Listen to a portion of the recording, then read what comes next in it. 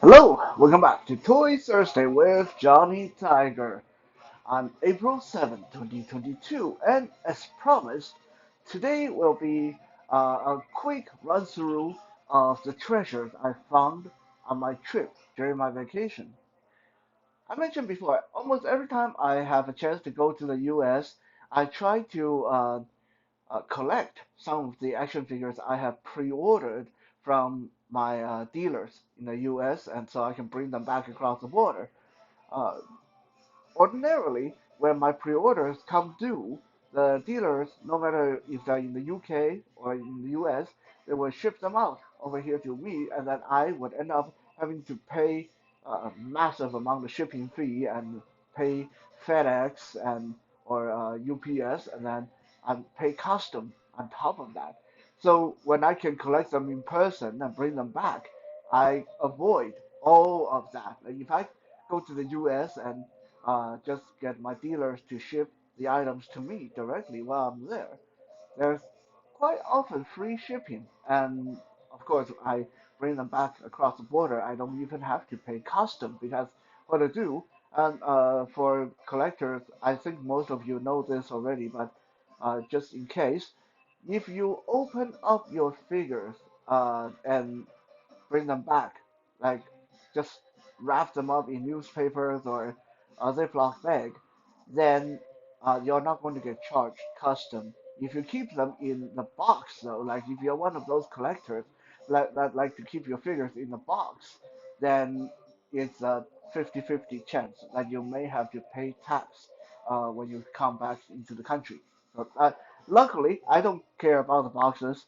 Well, I kind of do. I mean, I use the boxes as my wall display action figure holder, as some of you have seen. But I do not care about keeping my action figures in their original boxes. For me, especially for a blind guy, action figures have to be handled and felt and appreciated, and keeping them in the boxes don't do anything for me. Also, when I'm in the US, I take that chance to try to do a little bit of shopping. Most of the time, I don't get to go to the action figure, the toys shops myself. So what I do is I hit up the Amazon on the US side. Wouldn't you know it, the US side, the US Amazon have way more goodies than the Canadian side. So again, a lot of time I can find extremely cheap figures I can get while I'm there and ship to my address there, and it's free shipping. Now, before we begin, I already know, and by the way, no, this is not an advertisement for Coleman coolers. They're not paying me to advertise their cooler. I didn't buy this cooler while I was in California. Uh, this just, it's large enough and textured enough to make an interesting backdrop. So I'm trying this as a backdrop for the figures. Uh, like it, hate it, you can let me know. If you like the previous backdrop better, then let me know. The red might be a little bit distracting, I'm guessing, but like I said, you guys can tell me about it. Um, so before we go into today's lineup, I want to take this chance to quickly answer a couple of questions. Recently, a good friend of mine brought up a point. He said, "Hey, if you are having a bit of financial difficulties, as because I am, uh, ever since the pandemic, there's very, very little work and very little income. So I unfortunately was mostly living off my credit card for the last 2 year, 2.5 year. So right now my finance is in a bit of a mess. I got a, a lot of outstanding balance on my credit card. So my friend said, would you consider selling part of your collection to pay off your balance? And my answer was no. I only reserve selling out uh, collection as a last resort. So I want to take this chance that because I imagine some of you would have the same suggestion. Some of you would have the same question. Why don't you just sell off some of your collection to get you out of this current financial difficulty? I sold off my collection one time back in 1998, 1999, when I was a teenager, soon to be adult. I had a lot of problem saving up money. I was uh, constantly broke. My parents was they were losing money, and my family was becoming poverty stricken. Uh, I sold off my collection. While it did alleviate the uh, difficulties at that time, it took the next 10 years and a lot of headaches, a lot of money, a lot of time to rebuild my collection. So that to me, it in the end, it's not worth it. To me, in the end, unless I can say, okay, guys, this is it. That's it. I'm selling my collection. I'm never going to collect action figure. I'm never going to get another action figure for the rest of my life. That would be the only way I will sell off my collection because if there's any chance that I'm going to try to rebuild and still collect, then in the end, the little bit of money I make off my collection now will just end up costing more when I rebuild the collection. Okay, so I'm not saying that that will never happen. Uh, I'm hoping that it will never happen. But if I'm really backed up to the wall and there's no money for food, no money to keep the cats fed, then yeah, okay, no, I may have to kiss this part of my childhood goodbye. But as long as I'm still collecting, as long as I still feel that I am going to continue to collect, selling off the collection is not a very good long-term financial plan. It's something that solves the current problem but lead to more problem in the future and cost more money down the road. Some of you may say, well, yeah, but you don't have to sell your whole collection. You don't have to sell your whole collection. Why don't you sell some of it? Okay, there are some figures. There are some figures in my collection that uh, I, I can say, oh, okay, I'm ready to let go of them. I would sell them. But here's the thing: these are figures that have been with me since the 90s. These figures that I'm ready to sell. Most of them will not fetch a super high price. They will fetch maybe 5 times, 6 times the price that I spent on them back then. So if I spend $5 on them, I might be able to sell them for 20, 25 now.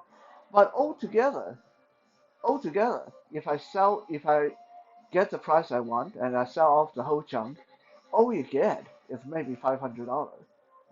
500, honestly, $500 doesn't really make a big dent in my current financial situation.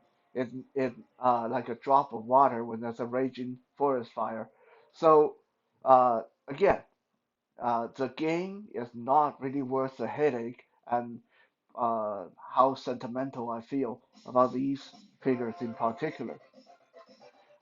So now, if someone come up to me and say, "Hey, I'm going to offer you $5,000 and buy these figures you're ready to sell," then okay, well, it's yours. That would be different. But the gain is just too small to worth selling them off at this point. I might as well just eat a couple of extra packages of instant noodles and hold on to them, and hopefully 10 years down the road, I might be able to sell them for $50 each rather than $25 each. Also, I imagine a lot of people after seeing today's video will say, how can you say that you have financial difficulties and you have all these action figures that you bought and pre-ordered. Well, here's the thing. Um, when action figures, collecting action figures is one of the very few things in my life that bring me a lot of joy. I'm willing to do a lot of things to keep up this hobby. If that means that I have to eat spam and uh, bread every day for a month to afford a new figure, I do that. If it means I have to eat instant noodle uh, 10 days out of the month, I do that. So it's not that I am squandering money uh, on action figures uh, without having to make cuts in other places myself. But when it comes down to it, and I have mentioned this to my parents before when they criticized my hobby, I do not smoke, I don't do drug, I don't frequent brothels or massage parlors, I don't drive, I don't collect expensive cars or Playboy magazines. What else do you want me to do? Other than martial art and music, action figure is something that brings me joy. So yes, financially I'm very very tight, and very soon I may have to buckle down the hatch and say, okay, we'll have to totally not buy any new action figure for a whole year.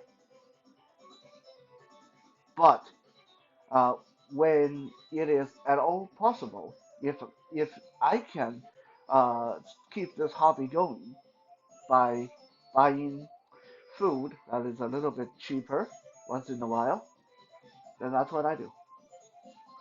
So while you are seeing these figures, and you might be thinking, wow, this guy is spending so much money on these figures, keep in mind that for every one of these figures, I sacrifice meals or chances to go out for beer uh, and stuff like that for. Today I'm finishing unpacking from a trip to California, and I noticed there's a new break in my backpack. I spent an hour fixing it, so it's still serviceable. And this is why. This is how I can afford new action figures. Now, if I go out and buy another backpack to replace the one I have, which would cost me about $100 to $200, then that would be no new action figure. It's as simple as that. It's all about prioritizing, and I do prioritize my action figure collecting above a lot of things. Not about my girlfriend, not about my health, not about my cats, but beyond that, and of course not about my uh, night strike martial art group, but beyond that, uh, I do prioritize it beyond steak dinner, going out to pubs, uh, buying a new backpack. Anyway, enough talking. We're rambling on for too long. Let's begin and look at the treasures I brought back from sunny California. Oh, and I almost forgot. Today I'm not going to be giving a whole tons of details about the figure because we have quite a few to run through, and these figures will be shown again in more detail, paying attention to their sculpture, articulation, and all that stuff in the future. They will have their time. Today is just a quick run through of which figures I got, why I got them, and a little bit of a quick show and tell. Okay, let's get it started. First off, we have this pair of really fast looking um, space marine slash alien fighter and soldiers. This is Dutch, the big burly guy that looked like Schwarzenegger. on the right side with a big robotic right arm. That's Dutch, and that is inspired by Schwarzenegger's Dutch character in the Predator movie. And the mean-looking Asian female on the left, that is Lin Kurosawa. I guess uh, she's Japanese. Um, she is also a cyborg like Dutch. These two does cyborgs that are cybernetically enhanced human. I mean, on Dutch, it is obvious he's got that big robotic right arm, but I'm not quite sure which part of Lin is cybernetic. She seemed pretty human to me, but maybe it's internal. I don't know. So these two figures are made by NECA, and they come from the Alien vs. Predator video game, I believe released in 1994. Those two figures, I have been looking for them for quite a while. They were released, I believe, late 2019, early 2020. And ever since I seen their YouTube videos and the reviews about them, I've been trying to track them down. But it has always been very frustrating trying to get them. Every time I went to try to find them here in Canada, they're either so overpriced. Let me give you guys a sort of a bit of context so you know what I'm talking about when I say overpriced. When these two were released, when they were first released, I remember seeing them on Amazon. Back then they were $35. $35 for the two of them. Uh, it was a really good deal, but at the time I was having some financial tightness, and it was a decision not to get any action figure at that time. So I sadly have to bypass them. Now, once my finance freed up, I tried to track them down, and everywhere I looked, they were selling for 80, $90. I even seen them for $130 US on some website. It got really ridiculous really quick. So every time I found them, I saw the price tag. I was like, uh, no, no, not when I knew they were only 35, $40 to begin with.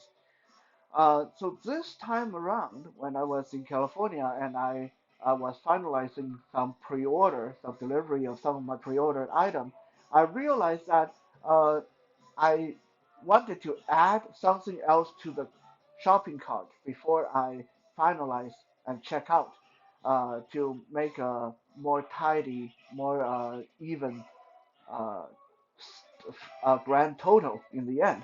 So just on the spur of the moment, I type in Lean and Dutch on Big Bag Toy Store's website, and I saw them going for 49 US dollar.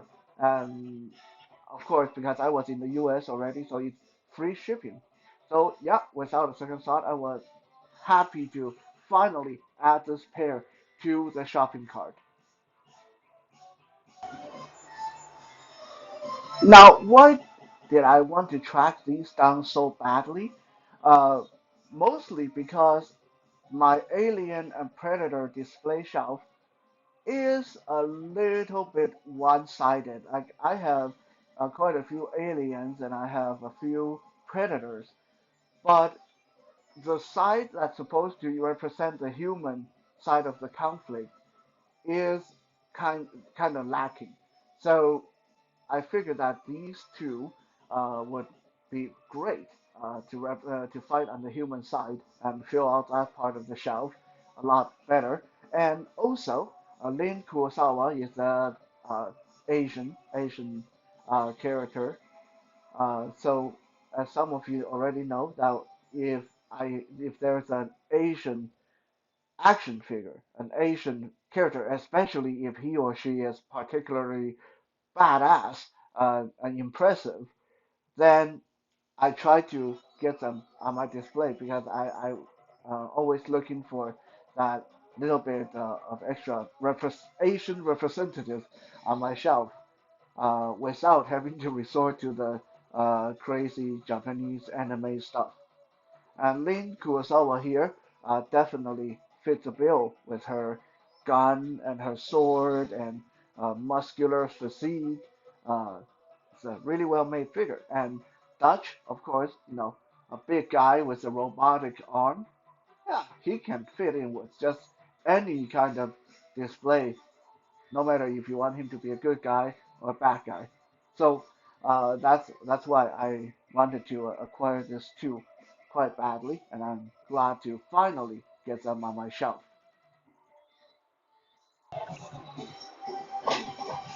Next up, we have another pair of unlikely action figures that I tracked down this time on my trip to California.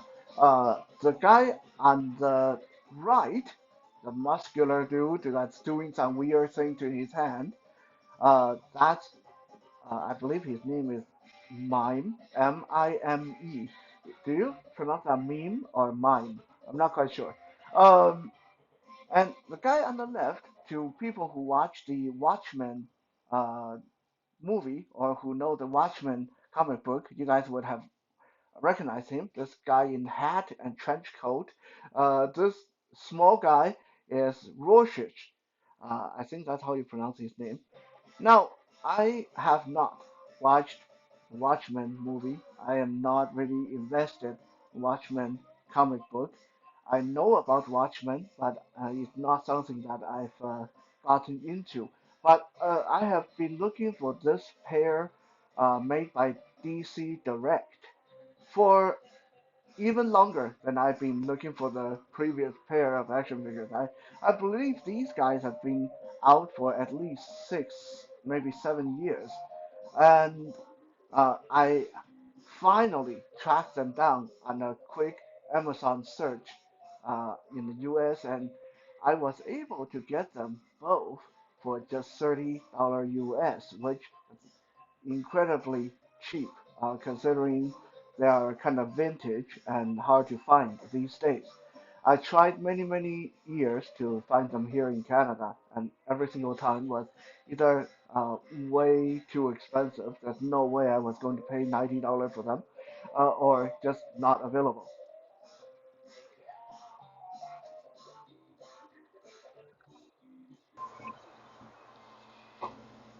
No. Now, meme or mime here is a villain and definitely looking very classically muscular. He's big and muscular and look like he means business. From my understanding, he is a mute. He can't talk, but he has some kind of superpower that whatever he um, mimes with his hand, if he make a gun gesture, then it will fire like a gun. If he does pull the trigger motion in someone's direction, that person gets shot. So he's got some weird kind of superpower like that. Really creepy, really cool. Um, Rorschach, on the other hand, the guy in hat and trench coat, uh, from my understanding, he's the good guy. I guess he can count as a good guy, and he's like a detective, like sort of like Batman, in the Watchmen universe. Like I said, I have not followed Watchmen, so I don't really know all the ins and outs of it. Now, some people may say, well, if you don't know about Watchmen that well, and you don't seem to really know these characters, why were you looking for them? Well, the reason is I actually have on display uh, a character called Marionette. Marionette is Mime's girlfriend in the comic. There are like husband and wife, boyfriend, girlfriend, villain team. But unfortunately, when DC Direct released these Watchmen figures, they put them in two packs. But they did not pair Marionette together with Mime. Marionette ended up coming with another guy called the Comedian. So years ago, when I picked up Marionette and Comedian, I realized that, well, hell, now I got Marionette. I need to get Mime. Uh, but I couldn't get Mime on his own because Mime is in the two pack with Rorschach. and I really can, uh, I really don't give a damn about the Rorschach, whether the character or the figure. So uh, that created a problem. I ended up having to track down this two-pack, which I really only wanted mine because his girlfriend is starting to look a little bit lonely on the shelf without him.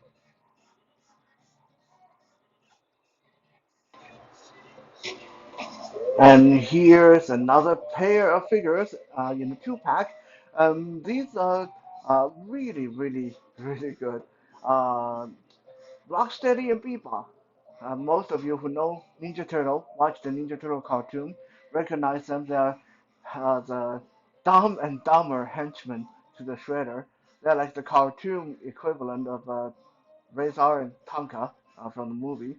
Rocksteady is a mutated rhinoceros, and Bebop, the one on the left, standing sideways, they're standing a little bit off center because they are both so burly that I am having problem fitting them both onto the stand. So they are crowding each other a little bit. Bebop, the one on the uh, left, that's a warthog. It's a mutated warthog. So, like I said, I'm going to probably introduce them in more details later. These I have put on pre-order. They are made by NECA, and they are not their standard appearance, as most of you know. That Rocksteady and Bebop usually in the cartoon they're dressed up like punks. They're like gangsters. They're like leather jacket and mohawks and a lot of guns and gold chain necklaces and stuff like that. But these guys here, they are dressed up like pirates.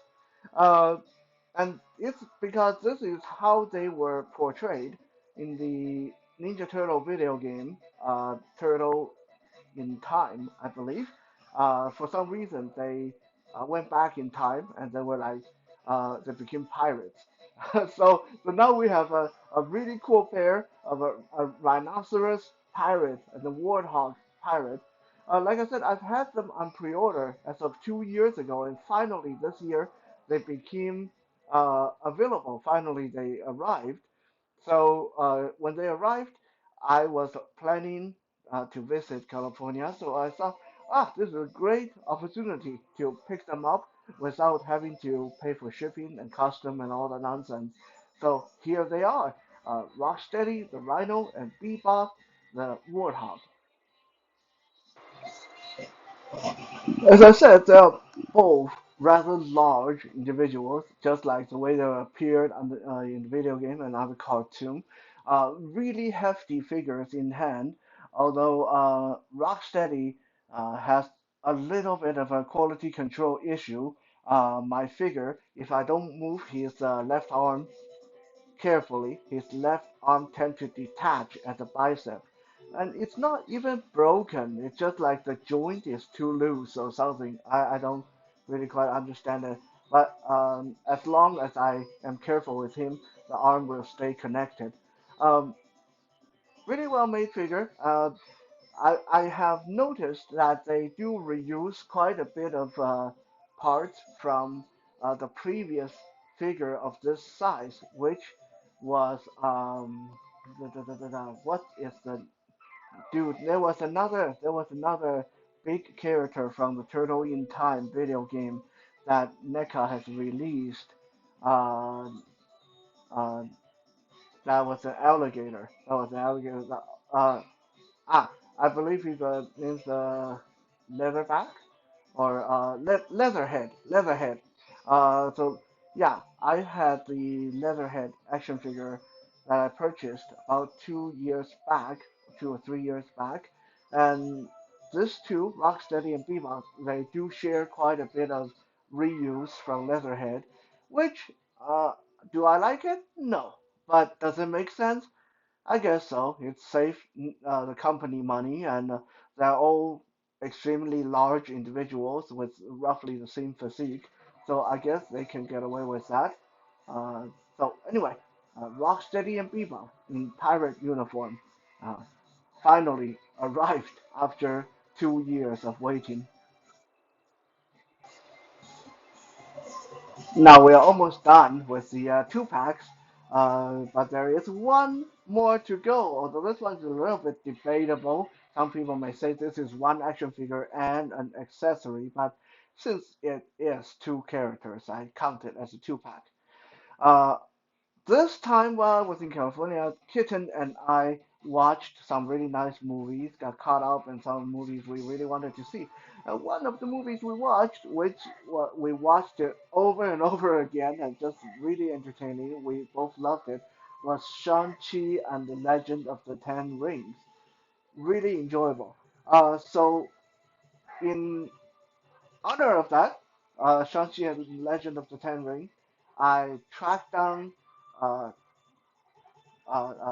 exclusive. I believe it was a Walmart exclusive of Katie, and Katie is played by Aquafina in Shang-Chi.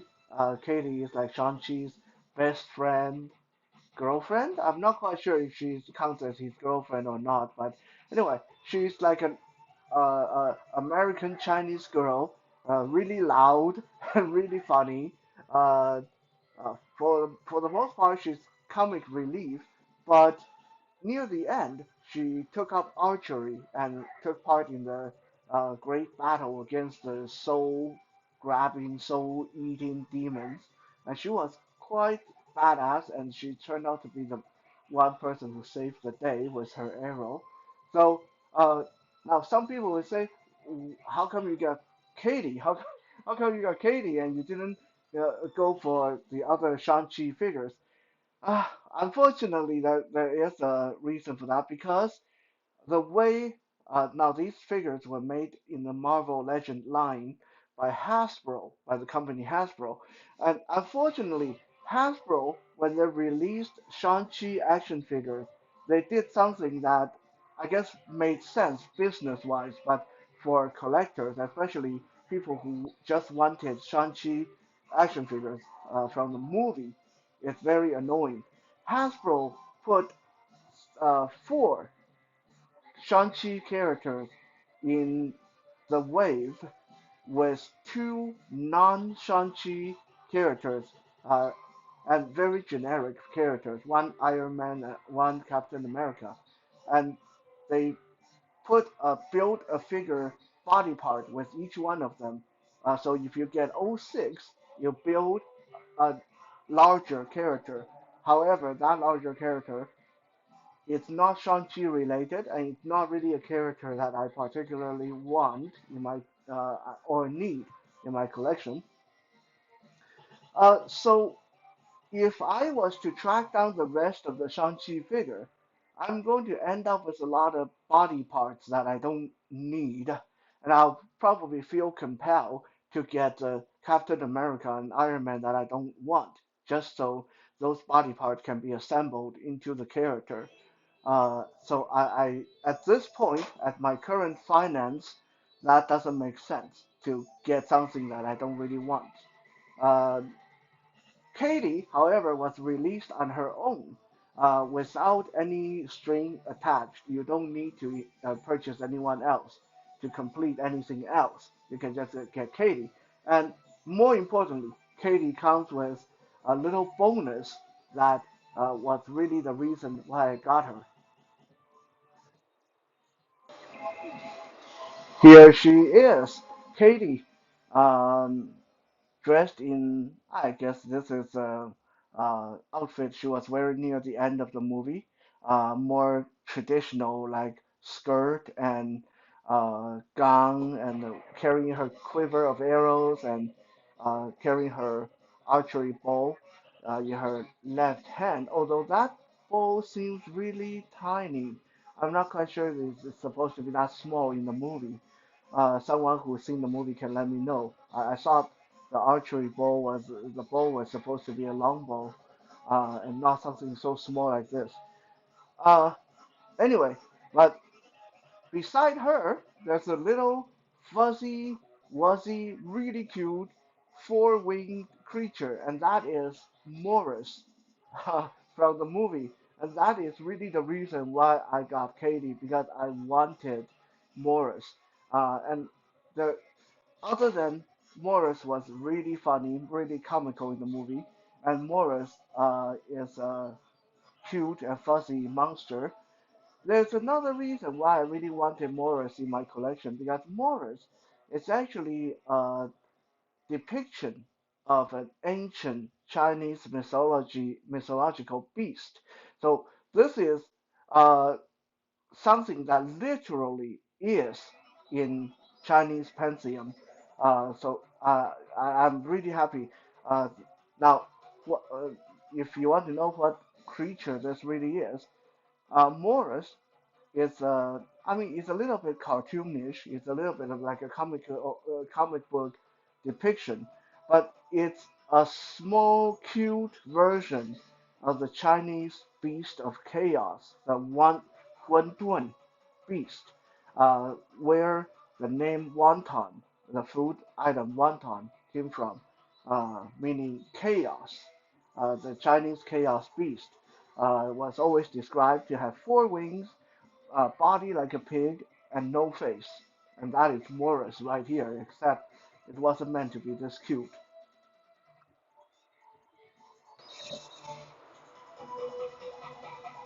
Now, uh, I don't know if I will end up tracking down the rest of the Shang-Chi figures. Uh, the sensible, economical part of my brain says no, just because I don't want to be forced into buying Captain America and an Iron Man and to build a figure that I don't really want. And I don't really want to pay money when they come with body parts that like all that extra plastic that I don't want. However, just because how much both me and Kitten enjoy the movie, I have a feeling that eventually I may cave in and get them anyway.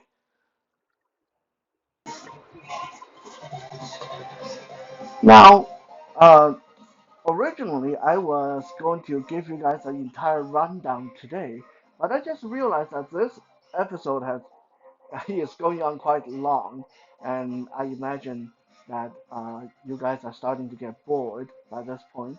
And we have come to the end of our two packs. All the rest will be individual figures, and there is going to be four. I think there's four more figures to go through. So what I'm going to do is we are going to end the episode here, and we'll do the rest the next Toy Thursday. Okay, I hope you guys have enjoyed this episode. I know that little bit of rant or preamble in the beginning was lengthy, but those were things that I felt needed to be said. Uh, have a good night. I'll be back tomorrow for some Fitness Friday video.